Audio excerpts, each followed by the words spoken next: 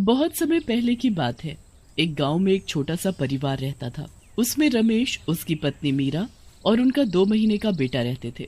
उनके साथ वाले घर में कैलाश और उसकी पत्नी जया रहते थे। दोनों परिवारों में बहुत अच्छा रिश्ता था। एक दिन मीरा गर्मी में रसोई में काम कर रही होती है, तभी उसका बेटा रोने लगता है। अजी सुनते हो, जरा मुन्ने को हवा कर दो।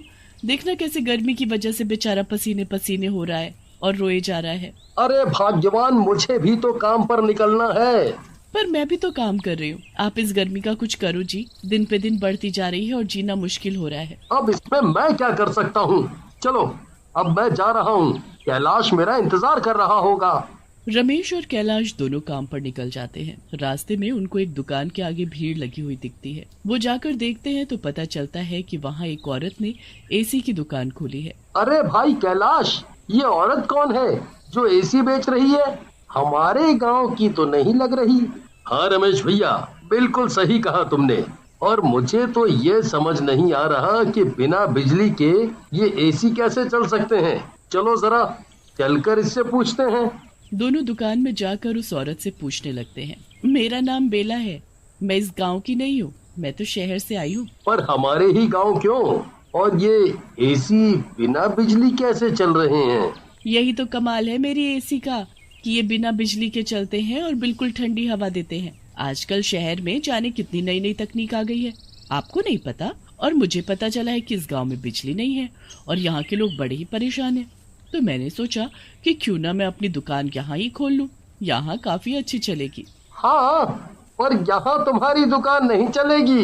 इतनी महंगी चीज यहाँ किसी के बस की नहीं है खरीद पाना। अरे भैया, कोई महंगा नहीं है ये एसी, बस 2000 रुपए का है। आपको यकीन नहीं है तो ऐसा करो कि आप बिना पैसा दिए ही एसी ले जाओ। जब अच्छे से इस्तेमाल करके आपको यकीन हो जाए तो पैसे दे जाना। ये औरत इतने भरोसे के साथ बोल रही है तो एसी बढ़िया ही होगा। मैं तो कहता हूँ कि आप एक एसी ले ही लो। मीरा भाभी को बड़ा ही आराम मिल जाएगा। हाँ, वो पूरी रात मुन्ने की हवा करते करते ही निकाल देती है। मुन्ना भी फिर चैन से सोया करेगा। रमेश उस दुकान से एक एसी खरीद लेता है। मोहन की तरह कुछ और लोग भी उस दुकान से एसी खरीदते हैं। रमेश खुशी खुशी वो एसी लेकर घर जाता है। अरे वाह जी, आप तो बढ़िया चीज लेकर आए हो। अब तो हम चैन से ठंडी हवा लेंगे। जल्दी से इसे लगा दो, मुझे इसकी ठंडी हवा खानी है। रमेश अपने घर में एसी लगा देता है और उसकी तरह बाकी लोग भी अपने अपने घरों में एसी लगा देते हैं। बेला पहले ही दिन काफी एसी बेच देती है। वो बड़ी ही खुश होकर अपने घर जाती है और फिर एक चुड़ैल में बदल जाती है। कितने पागल लोग हैं इस गांव के जो इतना भी नहीं समझ पाए कि बिना बिजली के एसी कैसे चल सकता है। अब इनको पता चलेगा कि कैसे एसी की जादुई हवा इनको हमेशा के लिए सुला देगी और फिर पूरे गांव पर मेरा राज होगा। ऐसे ही धीरे धीरे मैं पूरी दुनिया को सुला दूंगी और बस फिर पूरी दुनिया पर मेरा राज चलेगा। चुड़ैल यहाँ खुश हो रही होती है और दूसरी तरफ रमेश, मीरा और उनका बेटा मजे से एसी की ठंडी हवा में सो रहे होते हैं। उनकी तरह गांव के कितने लोग एसी की ठंडी हवा में सो जाते हैं। पूरी रात उनको इतनी चैन की नींद आती है कि उनकी एक बार भी आंख नहीं खुलती। अरे, ये मीरा भाभी अभी तक बाहर नहीं आई। आज मुन्ने की भी आवाज नहीं आ रही। सब ठीक तो है ना? अरे वो मजे में एसी में सो रहे होंगे। हाँ, ऐसा भी क्या सोना कि 11 बज गया और उन्हें होश ही नहीं है। मैं जाकर अभी उठाती हूँ। जया उनका दरवाजा खटखटाती है पर कोई दरवाजा ही नहीं खोलता। वो दोनों को आवाज भी देती है पर कोई नहीं सुनता। परेशान होकर जया वापस आ जाती है।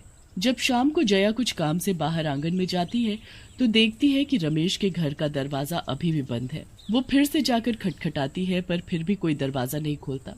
अब तो जया को चिंता होने लगती है। वो वहाँ 2-4 लोगों को बुलाती है जो दरवाजे को तोड़ ही देते हैं। अंदर रमेश, मीरा और उनका बेटा आराम से सो रहे होते हैं। जया जल्दी से जाकर उन्हें जगाती है पर वो तो टस से मस नहीं होते। कैलाश जल्दी से डॉक्टर को लेकर आता है। डॉक्टर उनको चेक करता है तो उसे भी कुछ समझ। डॉक्टर वहां से चला जाता है और वो तीनों सोते रहते हैं। उन तीनों को सोते सोते पूरे 24 घंटे बीत जाते हैं पर वो नहीं उठते। उसके बाद गांव के कुछ और लोगों के बारे में भी यही सुनने को मिलता है कि वो उठ नहीं रहे। अब पूरे गांव में ये बात आग की तरह फैल जाती है कि आखिर ये हो क्या रहा है। जया और कैलाश मीरा और रमेश के बहुत ही अच्छे पड़ोसी होते हैं और वो उनके लिए बहुत चिंता में होते हैं। जया तो एक पल भी चैन से नहीं बैठती। वो बार बार मीरा और रमेश के घर में जाकर उनको देखती रहती। एक बार जब वो वहां जाकर उनको देखती है तो उसकी नजर उस एसी पर जाती है। ये कमरा कुछ ज्यादा ही ठंडा हो रहा है, कहीं ये एसी इन लोगों को नुकसान न करे। मैं इनसे बोलकर सबसे पहले इसे ही बंद करवाती हूँ। जया घर जाकर कैलाश को बोलती है कि एसी को बंद कर दे, कमरा बहुत ज्यादा ठंडा हो रहा है। पर कैलाश को वो एसी बंद करना नहीं आता था। जया को चैन नहीं पड़ता और वो रात को ही उस एसी बेचने वाली से ये पूछने चल देती है कि एसी कैसे बंद होगा। बेला के घर का दरवाजा बंद होता है। जया दरवाजा खटखटाने ही वाली होती है कि उसे अजीब सी हंसने की आवाज आती है। अरे ये इतने अजीब तरीके से कौन हंस रहा है? ये औरत तो यहाँ अकेले रहती है। जया छुपकर एक खिड़की से झांक कर अंदर देखने लगती है तो अंदर का नजारा देख उसके होश उड़ जाते हैं। अब वो दिन दूर नहीं जब मैं इस गांव के सभी लोगों को हमेशा हमेशा के लिए सुला दूंगी। फिर इस गांव पर बस मेरा राज होगा। हे भगवान, ये एसी वाली औरत तो एक चुड़ैल है। मतलब ये सब किया धरा इसी का है। इसी के एसी की हवा से गांव के लोग सो गए हैं और उठ नहीं रहे। मुझे जल्दी से जाकर ये बात सबको बतानी होगी। जया जल्दी से घर जाती है और बुरी तरह हांफने लगती है। कैलाश उसे ऐसी हालत में देखकर घबरा जाता है। क्या हुआ जया, तुम इतनी परेशान क्यों हो? तुम तो उस बेला के पास गई थी ना? वो एसी बेचने वाली चुड़ैल। चुड़ैल? हाँ, वो बेला कोई आम औरत नहीं है, बल्कि वो तो जादुई एसी बेचने वाली चुड़ैल है। उस चुड़ैल का मकसद इस गांव के लोगों को हमेशा के लिए सुला देना है। वो इसलिए यहाँ आई है। उसका एसी जिन जिन लोगों ने अपने घर में लगाए है वो सोकर उठ ही नहीं रहे, क्योंकि उस एसी की हवा जादुई है जो सबको एक बार सुला देती है तो उठने ही नहीं देती। हे भगवान, अब हम क्या करेंगे जया? कैसे उस चुड़ैल को खत्म करें और गांव के लोगों को बचाएं? मेरे पास एक तरीका है।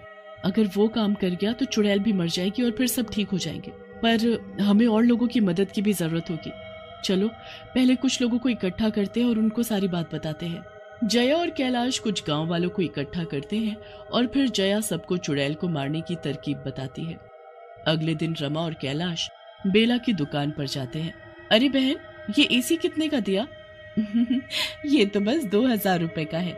वो तो ठीक है, पर ये ठीक से चलता भी है कि नहीं? अरे आप इसे अपने घर में लगा कर तो देखो। ये आपका घर शिमला ना बना दे तो मेरा नाम बेला नहीं। हाँ, मैं ऐसी हवाबाजी बातों पर यकीन नहीं करती। अरे मैंने कहा ना ये बढ़िया चलेगा, वरना पूरे पैसे वापस। अजय आप चलो यहाँ से।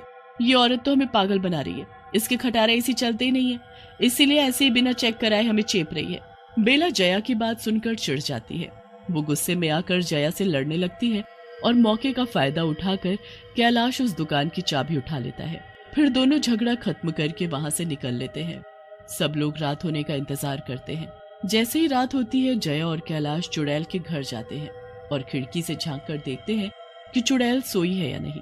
जैसे ही चुड़ैल सो जाती है वो गांव वालों के साथ मिलकर उसकी दुकान पर जाते हैं और दुकान खोलकर उसमें से सारे एसी निकाल लेते हैं। उसके बाद वो लोगों के घरों में लगे हुए एसी भी निकाल लेते हैं। सब लोग मिलकर सारे एसी चुड़ैल के घर ले जाते हैं और उसके घर की सारी खिड़कियों में फिट कर देते हैं। कुछ ही देर में चुड़ैल का घर बर्फ जैसा ठंडा हो जाता है। चुड़ैल उस एसी की हवा में मजे से सोती है और फिर कभी दोबारा नहीं उठती। चलो चलो अब बाकी लोगों को जाकर देखते हैं। एसी की ठंडी हवा से वो लोग सोए थे ना, पर अब तो हमने सारे एसी निकाल लिए तो सबके घर वापस पहले जैसे गर्म हो गए होंगे। सबसे पहले सब मीरा और रमेश के घर जाकर देखते हैं तो वो नींद से उठ जाते हैं। जया खुशी से मीरा को गले लगा लेती है। आप सब लोग यहाँ कैसे? और मुझे ऐसे क्यों लग रहा है जैसे मैं बहुत दिनों बाद सोकर उठी हूँ? जया मीरा और रमेश को सारी बात बताती है। उसके बाद गांव के सभी सोए हुए लोग गर्मी से वापस जाग जाते हैं और अपने गांव की ताजा हवा में खुश रहने लगते हैं, जो शहर की एसी की हवा से लाख गुना अच्छी होती है।